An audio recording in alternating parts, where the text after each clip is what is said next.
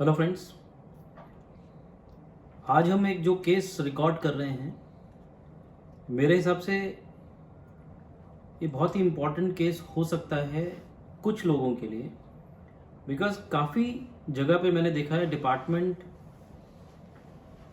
Blindly काम कर रहा है। I am sorry to say and use this words, but this is what we have experienced in many of the cases and this is one of those cases. Friends, अगर मैं precisely बोलूं तो इस case में क्या हुआ, department ने एक शोकॉज नोटिस दिया एंड उसके बाद उसने एक ऑर्डर पास कर दिया। No opportunity was given to explain और टू रिप्रेजेंट।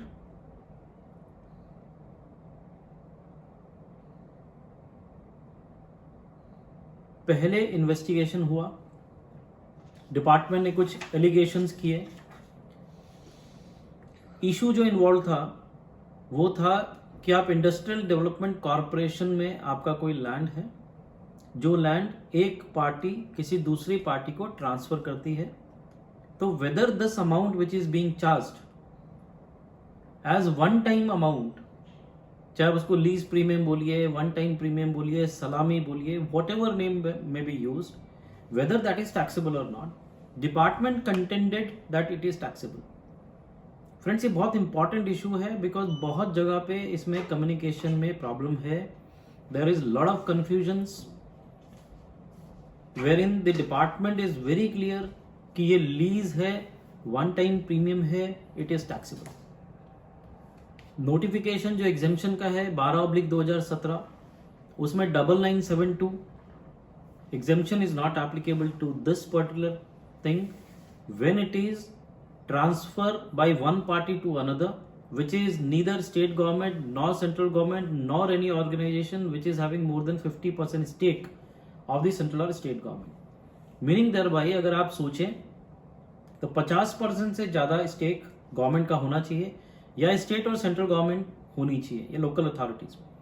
इसके अलावा अगर कोई ट्रांसफर्स हुए हैं, यानी स्टेट डेवलपमेंट कॉर्पोरेशन, जीआईडीसी इसको गुजरात में बोलेंगे, अगर उसकी कोई लैंड है जो आपने 99 ईयर्स की लीज पे ले रखी है और वो आप किसी थर्ड पर्सन को ट्रांसफर करते हैं और उसके अगेंस्ट आप कुछ वन टाइम प्रीमियम या सलामी या कुछ भी अमाउंट लेते हैं, तो that is taxable under GST. ये कंटेंशन डिपार्टमेंट का था और डिपार्टमेंट ने शोकॉज नोटिस इशू किया। शोकॉज नोटिस इशू करने के बाद उसको एडजुडिकेट कर दिया। एडजुडिकेट करने के बाद with in few days they have initiated the recovery proceedings. तो इसमें दो फैक्ट्स हैं फ्रेंड्स जो समझने जैसे हैं, जो ऑनरेबल गुजरात हाई कोर्ट ने बहुत ही ब्यूटीफुली ऑब्जर्व किए हैं इन ऑर्डर्स में। सबसे पहले तो कोर्ट ने यह बोला कि चूंकि एडजुडिकेशन ऑर्डर आ चुका है जो अपीलेबल है अंडर सेक्शन 107, तो हम इंक्लाइन नहीं हैं इस मैटर में कोई भी ऑब्जर्वेशन देने के लिए।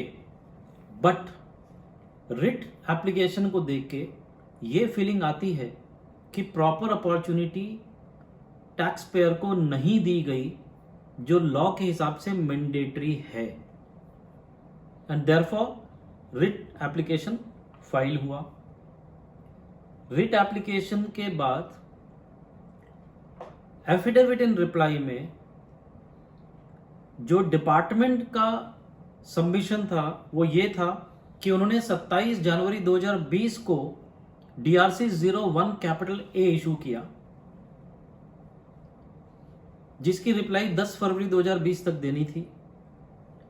कोई रिप्लाई नहीं आई।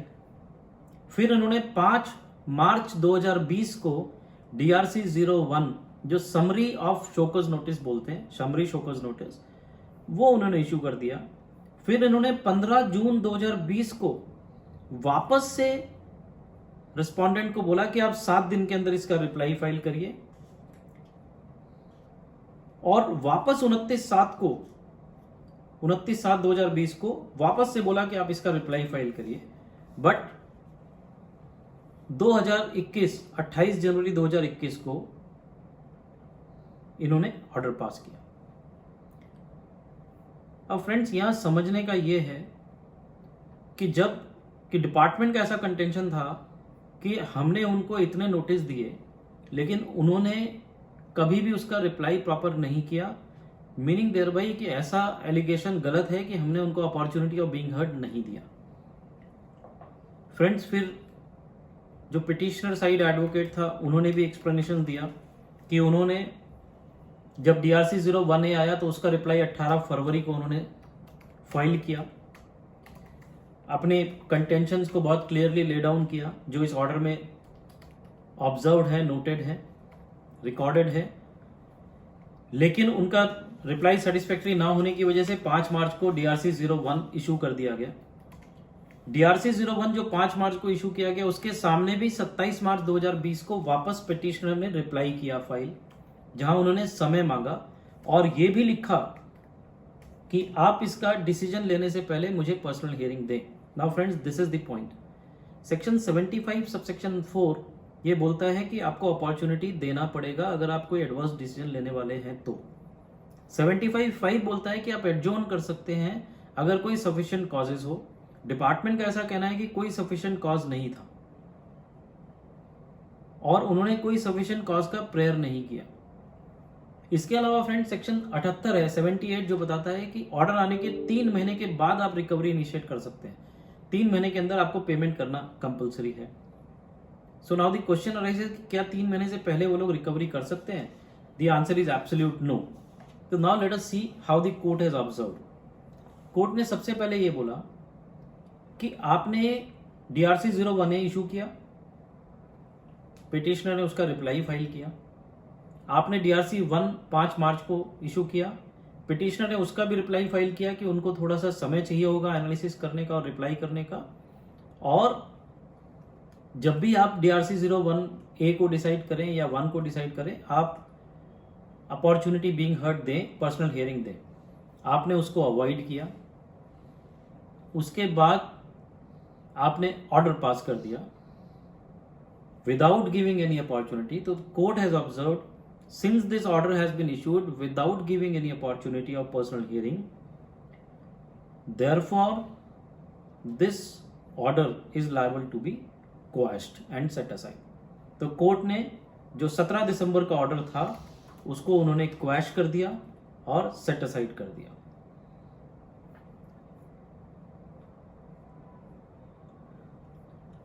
इसके अलावा जो रिकवरी प्रोसीडिंग्स थी जो सेक्शन 79 में इन्होंने स्टार्ट की,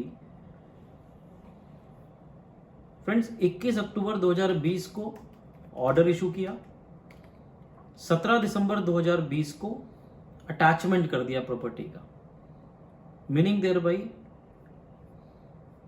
2 महीने के अंदर। जबकि सेक्शन 78 क्लियरली कंटेम्पलेट करता है कि आप 2 महीने तक कुछ नहीं, आप 3 महीने तक कुछ नहीं कर सकते। 3 महीने में अगर आप पेमेंट नहीं करते then recovery proceedings can be initiated.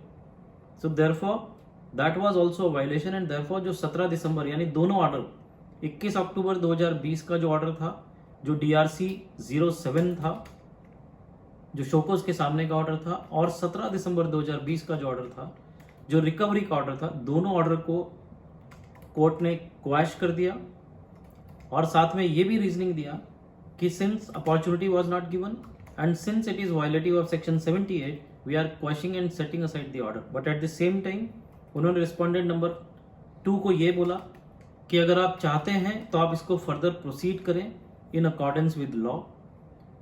Court ने ये भी क्लैरिफाई किया कि हम मेरिट्स में नहीं गए मैटर के, हम केवल इम्प्यूग्ड ऑर्डर जिसको चैलेंज किया गया था कि वो ऑर्डर को क्वैश किया जाए बिकॉज वो ऑर्डर अपॉर्चुनिटी के बिना पास किया गया है और रिकवरी गलत इनिशिएट की गई है। तो कोर्ट ने केवल उतना ही ऑब्जर्वेशन दिया है, they have not gone into the merits of the case and therefore जो भी मेरिट्स हैं, ये लायबल है नहीं लायबल है, टैक्स लगेगा नहीं लगेगा, all that question still lies and therefore the court have said कि if you want to proceed for this matter further you can proceed in accordance with law. आप प्रॉपरली शोकस दीजिए, opportunity of being heard दीजिए and then adjudicate the matter. So friends मेरे हिसाब से ये एक important judgement है जो 2 चीजें 2 प्रिंसिपल्स लेट डाउन करता है। पहला, without opportunity of being heard, without personal hearing कोई भी ऑर्डर आएगा तो that is not a proper order in accordance with law. Second, कि कोई भी रिकवरी प्रोसीडिंग्स अगर 3 महीने से पहले अगर इनिशिएट की जाती है तो that recovery proceedings is again violative of section 78 of the CGST act. Friends, ये जजमेंट है Alkem Laboratories Limited versus Union of India. Alkem Laboratories Limited versus Union of India, special civil application 994 of 2021. I'm repeating, 994 of 2021 by Honorable Gujarat High Court. I hope this particular case is going to be useful for many, because department is issuing such kind of orders and starting the recovery proceedings every now and then without considering the facts of the case as well as without considering the statute or the statutory provisions. Once again, I am thankful to each one of you for giving me the patience hearing, listening to my videos. Kindly submit your feedbacks so that I can come out with more efficient and more practical videos in future. Thank you friends. Thank you very much.